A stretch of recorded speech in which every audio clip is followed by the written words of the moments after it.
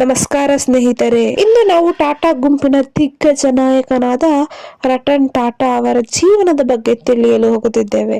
ರತನ್ ಟಾಟಾ ಅವರು ಯಶಸ್ವಿ ಉದ್ಯಮಿ ಮಾತ್ರವಲ್ಲ, ಮಾನವೀಯ ಮೌಲ್ಯಗಳೊಂದಿಗೆ ಜೀವನ ನಡೆಸಿದ್ದ ಒಬ್ಬ ಮಹಾನ್ ವ್ಯಕ್ತಿಯವರು. ಅವರ ಬಾಲ್ಯ, ಪೋಷಕರು, ಟಾಟಾ ಸಮೂಹದೊಂದಿಗೆ ಅವರ ಪ್ರಯಾಣ ಮತ್ತು ಅವರ ವೈಯಕ್ತಿಕ ಜೀವನದ ಬಗ್ಗೆ ನಾವು ತಿಳ್ಕೊಳ್ಳೋಣ ಇವತ್ತು. ಬಾಲ್ಯ ಮತ್ತು ಕುಟುಂಬ. ರತನ್ ಟಾಟಾ ಅವರು 1937 ಡಿಸೆಂಬರ್ 28ರಂದು ಮುಂಬೈಯಲ್ಲಿ ಜನಿಸಿದರು. ಅವರ ತಂದೆ ನವಾಜಿ ಟಾಟಾ ಮತ್ತು ತಾಯಿ ಸೋನು ಟಾಟಾ. ಬಾಲ್ಯದಲ್ಲಿ ಅವರ ಜೀವನ ಸುಲಭವಾಗಿರಲಿಲ್ಲ. ತಾಯಂದಿರ ಮತ್ತು ತಂದೆಯ ವಿಚ್ಛೇದನವು ಅವರ ಬಾಲ್ಯವನ್ನು ಆಘಾತಕರವಾಗಿ ಮಾಡಿತ್ತು. ಆದರೆ ರತನ್ ಟಾಟಾ ಅವರು ನಿನ್ನೆಯ ಬಗ್ಗೆ ಯೋಚಿಸುತ್ತಿರಲಿಲ್ಲ. ಅವರು ತಮ್ಮ ಇವತ್ತಮವಾಗಿ ರೂಪಿಸಿಕೊಂಡಿದ್ದರು. ಏನು ಟಾಟಾ ಕುಟುಂಬದ ಪರಂಪರೆಯನುಸಾರ ಮಾನವೀಯತೆ, ದುಡಿಯುವ ಶ್ರದ್ಧೆ ಮತ್ತು ಶಿಸ್ತನ್ನು ತಮ್ಮ ಜೀವನದಲ್ಲಿ ಅಳವಡಿಸಿಕೊಂಡಿದ್ದರು. ಶಿಕ್ಷಣ ಮತ್ತು ಮೊದಲ ಹಂತಗಳು. ರತನ್ ಟಾಟಾ ಅವರು ಮುಂಬೈಯಲ್ಲಿ ಕ್ಯಾಥೆಡ್ರಲ್ ಮತ್ತು ಜಾನ್ ಕಾನನ್ ಶಾಲೆಯಲ್ಲಿ ತಮ್ಮ ಶಿಕ್ಷಣವನ್ನು ಪ್ರಾರಂಭಿಸಿದರು.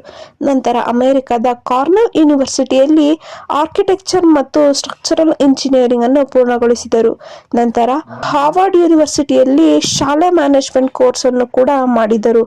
ಟಾಟಾ ಗುಂಪಿಗೆ ಸೇರ್ಪಡೆ. 1961ರಲ್ಲಿ ರತನ್ ಟಾಟಾ ಅವರು ಟಾಟಾ ಗುಂಪಿನ ಸಹಾಯಕ ಉದ್ಯೋಗಿಯಾಗಿ ಕೆಲಸ ಪ್ರಾರಂಭಿಸಿದರು. ಇದರಲ್ಲಿ ಪ್ರಮುಖ ಪಾತ್ರ ನಿರ್ವಹಿಸಲು ಅವರ ಹೊಳಪು ತೋರಿಸಬೇಕಾಗಿತ್ತು. ಮೊದಲಿಗೆ ಅವರು ಟಾಟಾ ಸ್ಟೀಲ್ ನ ಶಾಖೆಯಲ್ಲಿ ಕಠಿಣ ಕೆಲಸವನ್ನು ಮಾಡುತ್ತಿದ್ದರು. ಅವರ ಸಮರ್ಪಣೆ ಮತ್ತು ನಿಷ್ಠೆ ಇವರನ್ನು ನಿಧಾನವಾಗಿ ಒಂದು ದೊಡ್ಡ ಹುದ್ದೆಗಳತ್ತ ಕೊಂಡೊಯ್ಯಿತು. 1981ರಲ್ಲಿ ಅವರಿಗೆ ಟಾಟಾ ಸನ್ಸ್ ನ ಡೈರೆಕ್ಟರ್ ಹುದ್ದೆ ಕೊಟ್ಟರು ಮತ್ತು 1991ರಲ್ಲಿ ಟಾಟಾ ಗುಂಪಿನ ಅಧ್ಯಕ್ಷರಾಗಿ ನೇಮಕಗೊಂಡರು. ಟಾಟಾ ಅವರಿಗೆ ವಿಶೇಷ ಸ್ಥಾನಮಾನ ನೀಡಿದ ಕಾರಣ ಅವರ ಮುಂದಾಳತ್ವದ ಧೈರ್ಯ, ಹೊಸ ಚಿಂತನೆಗಳು ಮತ್ತು ಗೆಲ್ಲುವ ತಾಕತ್ತು. ರತನ್ ಟಾಟಾ ಸರ್ ಒಂದು ಟ್ರೂಲಿ ಇನ್ಸ್ಪೈರಿಂಗ್ ವ್ಯಕ್ತಿ. ಇಂದು ನಾವು ಭಾರತದ ಉದ್ಯಮ ಪ್ರಪಂಚದ ದಿಗ್ಗಜ ರತನ್ ಟಾಟಾ ಅವರ ಜೀವನದ ಒಂದು ಅತ್ಯಂತ ಪ್ರೇರಣಾದಾಯಕ ಮತ್ತು ಆಸಕ್ತಿದಾಯಕ ಘಟನೆಯ ಬಗ್ಗೆ ಮಾತಾಡೋಣ. ಜಾಗ್ವಾರ್ ಮತ್ತು ಲ್ಯಾಂಡ್ ರೋವರ್ ಖರೀದಿಯ ಒಂದು ಅದ್ಭುತ ಕಥೆ ಇದು. ಯಾರಿಗೆಲ್ಲ ಗೊತ್ತಿಲ್ಲ ಹೇಳಿ ಜಾಗ್ವಾರ್ ಮತ್ತೆ ಲ್ಯಾಂಡ್ ರೋವರ್ ಕಾರುಗಳು. 1990ರ ದಶಕದಲ್ಲಿ ಟಾಟಾ ಮೋಟಾರ್ಸ್ ತನ್ನ ಮೊದಲ ಪ್ರಯತ್ನವಾಗಿ ಟಾಟಾ ಇಂಡಿಕಾ ಕಾರನ್ನು ಮಾರುಕಟ್ಟೆಗೆ ತಂದಾಗ ಅದು ದೊಡ್ಡ ಯಶಸ್ಸನ್ನು ಏನು ಕಾಣಲಿಲ್ಲ. ಟಾಟಾ ಗುಂಪು ಈ ಯೋಜನೆಯಿಂದ ನಿರ್ಗಮಿಸಬೇಕು ಎಂದ್ಬಿಟ್ಟು ಹಲವಾರು ಸಲಹೆಗಳನ್ನು ಹಲವು ಜನಗಳು ನೀಡುತ್ತಾರೆ. ಆ ಸಂದರ್ಭದಲ್ಲಿ ಟಾಟಾ ಗುಂಪು ತನ್ನ ಪ್ಯಾಸೆಂಜರ್ ಕಾರು ವಿಭಾಗವನ್ನು ಮಾರಲು ನಿರ್ಧಾರ ಮಾಡುತ್ತೆ. ರತನ್ ಟಾಟಾ ಮತ್ತು ಅವರ ತಂಡ ಫೋರ್ಡ್ ಕಂಪನಿಯ ಮುಖ್ಯ ಕಚೇರಿಗೆ ಹೋಗಿ ಆ ಉದ್ಯಮವನ್ನು ಮಾರಾಟ ಮಾಡುವ ಪ್ರಸ್ತಾಪವನ್ನು ಕೂಡ ಮಾಡ್ತಾರೆ.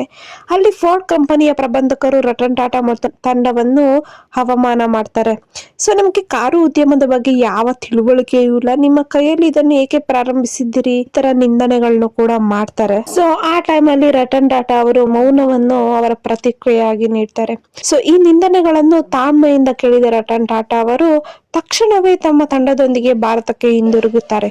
ಆದರೆ ಅವರು ಇದನ್ನು ತಮ್ಮ ಮನಸ್ಸಿನಲ್ಲಿ ಹಿಡಿದುಕೊಂಡಿರಲಿಲ್ಲ. ಆ ಅವಮಾನವನ್ನು ಅವರು ತಮ್ಮ ಶಕ್ತಿಯನ್ನಾಗಿ ಮಾಡಿದರು ಮತ್ತು ಟಾಟಾ ಮೋಟಾರ್ಸ್ ಅನ್ನು ಮತ್ತೊಮ್ಮೆ ಗುರಿಯೊಂದಿಗೆ ಮುಂದುವರಿಸಿದರು. 10 ವರ್ಷಗಳ ನಂತರ ಆ ಮಾತಿಗೆ ಒಂದು ಪ್ರತಿಕ್ರಿಯೆಯನ್ನು ಕೊಡ್ತಾರೆ.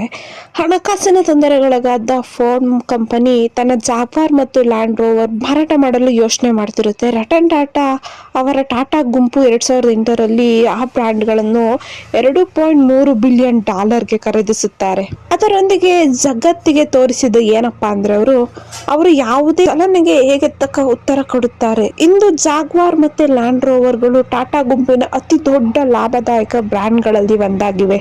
ಅವರ ವೈಯಕ್ತಿಕ ಜೀವನ. ಏಕೆ ಅವರು ಮದುವೆಯಾಗಲಿಲ್ಲ? ಅವರು ತಮ್ಮ ವೈಯಕ್ತಿಕ ಜೀವನದಲ್ಲಿ ತುಂಬಾ ಸರಳ ವ್ಯಕ್ತಿ. ಹಲವು ಬಾರಿ ಪ್ರಶ್ನೆ ಕೇಳಿದಾಗ ಏಕೆ ರತನ್ ಟಾಟಾ ಮದುವೆಯಾಗಿಲ್ಲ ಅಂದ್ರೆ ಇದರ ಹಿಂದೆ ಒಂದು ಎಮೋಷನಲ್ ಕಥೆ ಇದೆ. ರತನ್ ಟಾಟಾ ಅವರು ಯುವಕನಾಗಿದ್ದಾಗ ಅಮೆರಿಕದಲ್ಲಿ ಅವರು ಅವರ ಪ್ರೀತಿಯ ಪ್ರೇಮವನ್ನು ಮದುವೆಯಾಗಲು ನಿರ್ಧರಿಸಿದ್ರು. ಆದರೆ ತಮ್ಮ ಕುಟುಂಬದ ಅನಿವಾರ್ಯ ಕಾರಣಗಳಿಂದ ಹಿಂದಿರುಗಬೇಕಾಗಿತ್ತು ಭಾರತಕ್ಕೆ. ಈ ನಿರ್ಧಾರದಿಂದ ಅವರ ಪ್ರೇಮ ಕಥೆ ಸಂಬಂಧ ಮುರಿಯಬೇಕಾಗಿತ್ತು. ರತನ್ ಟಾಟಾ ಅವರು ಸಾಧನೆಗಿಂತ ಮೌಲ್ಯಗಳಿಗೆ ಹೆಚ್ಚು ಪ್ರಾಮುಖ್ಯತೆ ಕೊಟ್ಟವರು. ಎಲ್ಲ ಹೂಡಿಕೆದಾರರು ಸಂಪತ್ತನ್ನು ಬಳಸುತ್ತಾರೆ, ಆದರೆ ನಾನು ನನ್ನ ಜನರನ್ನು ಬಳಸುತ್ತೇನೆ ಎಂದು ಹೇಳಿದವರು. ಅವರ 26 ವರ್ಷದ ನಾಯಕತ್ವದಲ್ಲಿ ಟಾಟಾ ಗುಂಪು 100ಕ್ಕೂ ಹೆಚ್ಚು ದೇಶಗಳಲ್ಲಿ ವ್ಯಾಪಾರ ನಡೆಸುವಂತಾಗಿದೆ. ಹೌದು ಸ್ನೇಹಿತರೆ, ರತನ್ ಟಾಟಾ ಅವರ ಜೀವನ ನಮ್ಮೆಲ್ಲರಿಗೂ ಶ್ರದ್ಧೆ ಮತ್ತು ಪ್ರೇರಣೆಯ ಮೂಲವಾಗಿದೆ. ಅವರು ಬಡವರಿಗೆ ಸಹಾಯ ಮಾಡಿದ ಕರುಣೆ, ಅವರು ಭಾರತವನ್ನು ಅಂತಾರಾಷ್ಟ್ರೀಯ ವ್ಯಾಪಕದಲ್ಲಿ ಬೆಳೆದ ಶಕ್ತಿಯನ್ನಾಗಿ ಮಾಡಿದ ಶಕ್ತಿಯಲ್ಲೇ ನಮಗೆ ಮಹತ್ವದ ಪಾಠ ಕಲಿಸುತ್ತದೆ. ನಿಮ್ಮ ಅಭಿಪ್ರಾಯವನ್ನು ಕಮೆಂಟ್ ಮಾಡಿ ತಿಳಿಸಿ, ಲೈಕ್ ಮಾಡಿ ಮತ್ತೆ ನಮ್ಮ ಚಾನಲ್ಗೆ ಸಬ್ಸ್ಕ್ರೈಬ್ ಮಾಡ್ಕೊಳ್ಳೋದನ್ನ ಮರಿಬೇಡಿ. ಧನ್ಯವಾದಗಳು.